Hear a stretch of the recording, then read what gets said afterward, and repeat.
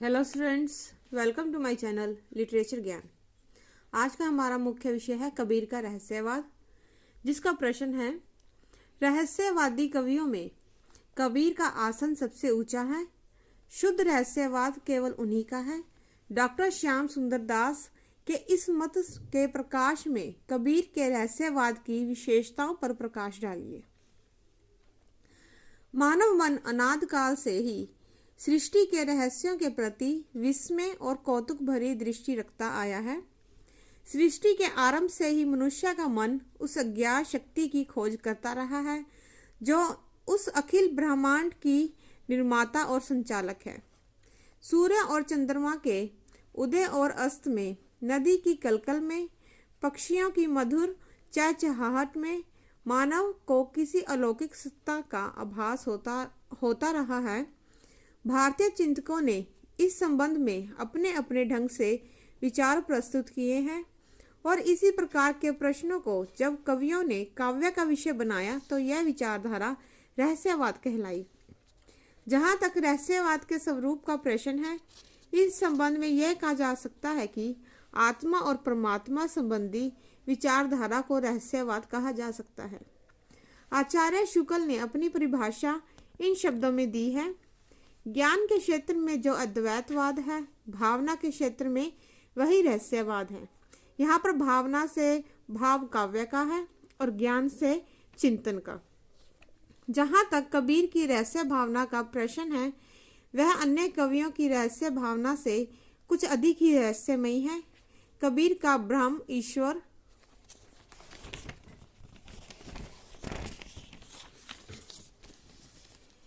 या निराकार राम का स्वरूप और भी अधिक रहस्यमय हो गया है।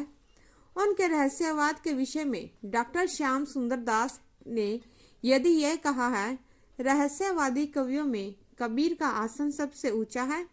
शुद्ध रहस्यवाद केवल उन्हीं का है। डॉक्टर रामकुमार वर्मा के अनुसार कबीर ने अपने रहस्यवाद में अद्वैतवाद और सूफी मत की गंगा जमुना एक साथ ही बहा दी है।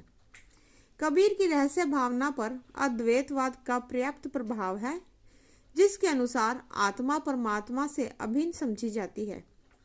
माया के जाल में ग्रस्त होकर जीव स्वयं को ईश्वर से भिन्न समझता है, किंतु जैसे ही माया का आवरण अर्थात पर्दा हट जाता है, आत्मा परमात्मा से मिल जाती है। जल में कुंभ, कुंभ में जल है, भीतर बाहर पानी, फूटा कुंभ जल जल ही समाना, ये तथ्य कहो ज्ञानी। कबीर के हृदय में ईश्वर के प्रति प्रेम भाव की अबाध धारा प्रवाहित होती रहती है। उनकी उक्तियों में आत्मा परमात्मा, जीव जगत, माया आदि संबंधी आध्यात्मिक तत्वों का अभिनिवेश अर्थात मेल मिलता है। वह संसार को मिथ्या और निस्सार बताते हुए ईश्वर से मिलन के प्रति सदैव जागरूक रहते हैं और उनकी इस अज्ञात सत्ता के प्रति भावना भी संचरणशील नहीं रहती, अपितु उनका अणु अणु में मिलन की ओर तत्पर रहता है। अंत डॉक्टर रामकुमार वर्मा द्वारा बताई कसौटियों पर कबीर एक सच्चे रहस्यवादी कवि सिद्ध हुए हैं। आत्मा और परमात्मा का संबंध ही रहस्यवाद है। इसकी निम्नलिखित 4 अवस्थाएं हैं। प्रथम है जिज्ञासा। रहस्यवाद की प्रथम अवस्था वह है जब मनुष्य अपने अस्तित्व के विषय में सोचता है कि वह कौन है, कहाँ से आया है, कहाँ उसको जाना है, उसका क्या स्वरूप है, इस ब्रह्मांड को नियंत्रण में रखने वाली कौन सी शक्ति है। मनुष्य अपनी ससीम बुद्धि द्वारा असीम ज्ञान की खोज में प्रयत्न करता रहता है। इस अवस्था को जिज्ञासा कहा जा सकता है। आभास। दूसरी अवस्था में जीव अनुभव करता है कि वह आत्मा स्वरूप है, उसका ब्रह्म के साथ अटूट संबंध है, कुछ समय के लिए वह ब्रह्म से अलग हो गया है।